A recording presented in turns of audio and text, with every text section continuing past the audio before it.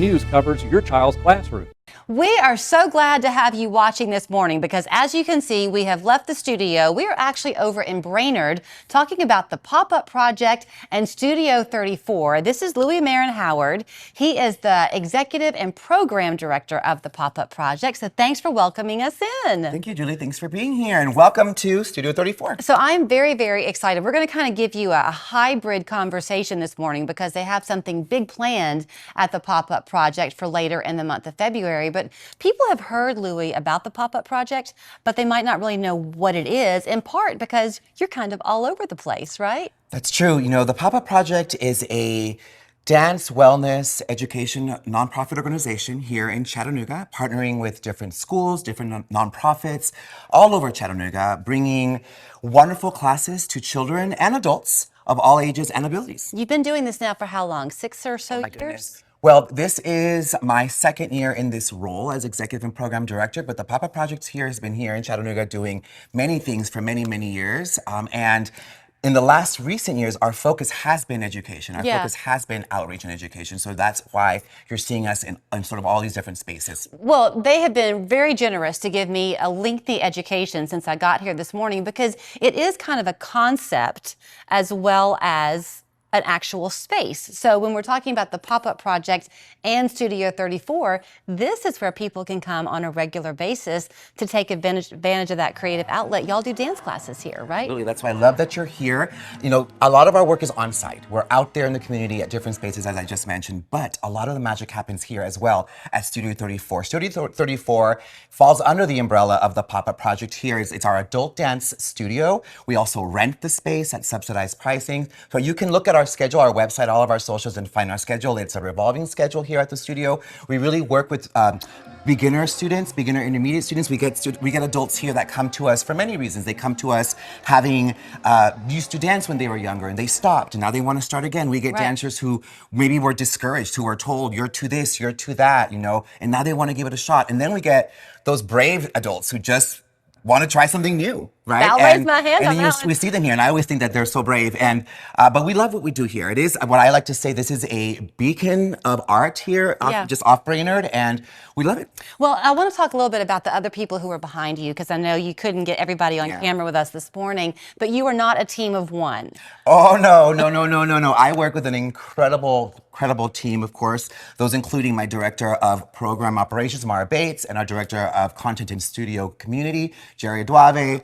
My goodness, I could go down the list. Our board, our incredible group of teaching artists who are out there actually doing the work. They are the heartbeat of our organization, and we work with over 15 artists, teaching artists out there in the community. Well, and so you're going to get to hear about a little of that this morning because as you heard us tease, it is now Black History Month in the month of February. So they have something very excited to bring now to the community, one of these pop-up projects. It's called Blac Fest. So you're going to be gracious enough to let me leave you for a minute and go talk about what Blac Fest is. Is that right? Yes. And I don't want to give you a little bit too much because I want the artists to really discuss it. But the pop-up project is just so excited to be a part of Blac Fest, BLAC, the Black Legacy and Arts and Culture Festival. We really worked with these artists to create something that it was centered and celebrated Black artistry and Black history. They deserve to be celebrated, especially in spaces where we just don't hear those voices. Right. And I'm not going to give you too much. I want to let the work speak for itself. But please buy tickets to this event. It's going to be fabulous. Okay, we'll leave Louis. We'll go find out what they have planned. So as excited as Louis is for Blac Fest to come our way the weekend of February 20, 21, and 22, these three women are the ones who are making this all come true. Let me introduce you. This is Reese. This is Crystal. They are co-directors of Blac Fest. This is Taylor on the end. She has a very special role that you'll hear about as well. So thank you for letting me come here today. Yeah, thank you for having us. Here. Congratulations. Can y'all believe the time is finally here? Yes. Very exciting time. It's been moving really fast, but we're excited. Okay, so you're having to kind of educate me, Reese, and we'll together educate the audience watching because this is a pretty big concept. It's not one event, it's a 3-day event, right? Blac Fest? For sure.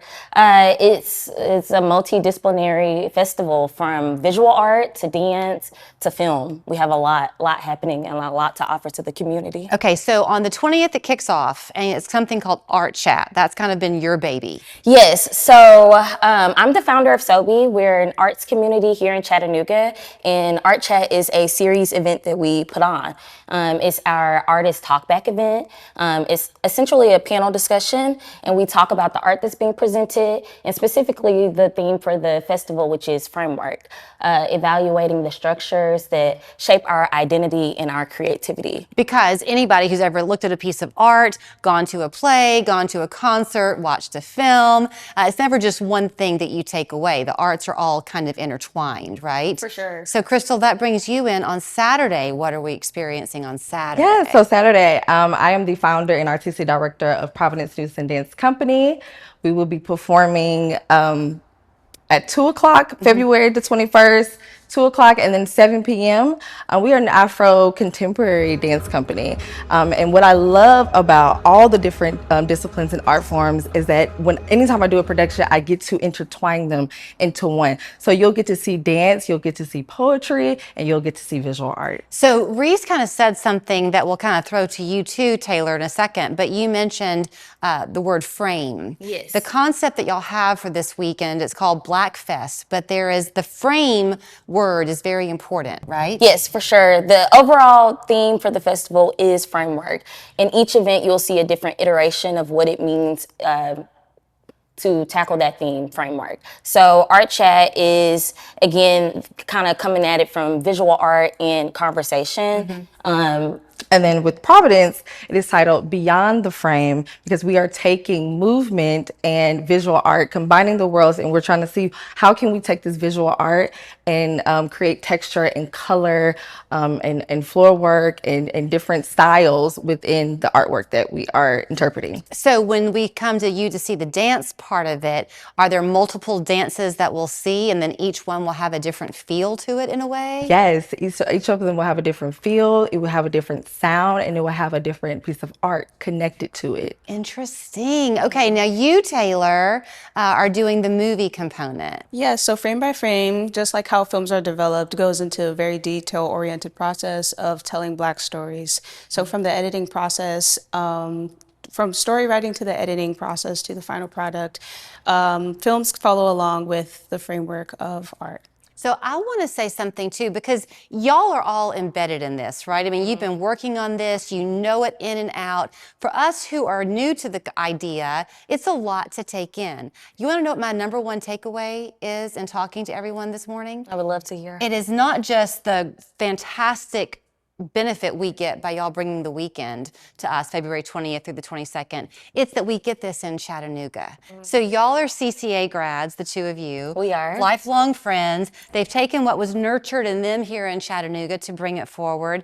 Taylor is a graduate of Southern. She moved here from Miami. She chose to stay here in Chattanooga. I was talking with Louis. He's from New York, settled here years ago. The fact that we've got this here in town and we live in a place that celebrates the arts this way is fantastic. Yes. Yeah. I truly believe that we have a rich art culture here, and I think it's important for us and the people that are creating all these things to continue to keep pouring that out and celebrate what we have here in Chattanooga. And the fact that everyone kind of receives art and the message of it in their own way. So I love the fact that you're using all the multidisciplinary parts of it, as you said. Yes, yes. Chattanooga is also very grassroots. I love that we just come together and people are like open to collaboration. And so we really wanted to like showcase that through Blac Fest as well. So they do this to give back, but they do have to have a ticketed price to it to keep it going. So you can get your tickets now. They're already on sale. It's called thepopuproject.org.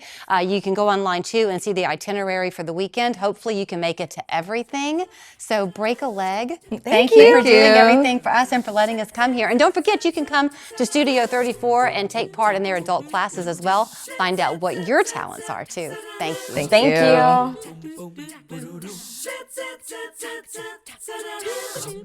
When our water heater heater died, we got 3 estimates. One of them was from Chattanooga Water Heater Company. They offered repair and replacement options on the spot. They guaranteed their product for 6 years and included 1 year free routine maintenance. Buying a water heater is a costly decision. That's why I recommend you get a couple of estimates. Just make sure one of them is from Chattanooga Water Heater Company. We are Chattanooga's water heater repair and replacement specialists. That's all we do. Call Chattanooga Water Heater Company now for your free estimate. Chattanooga Water Heater Company, 423-718-7342. Hi, I'm Pat with ProSource Home Buyers, and I buy houses cash.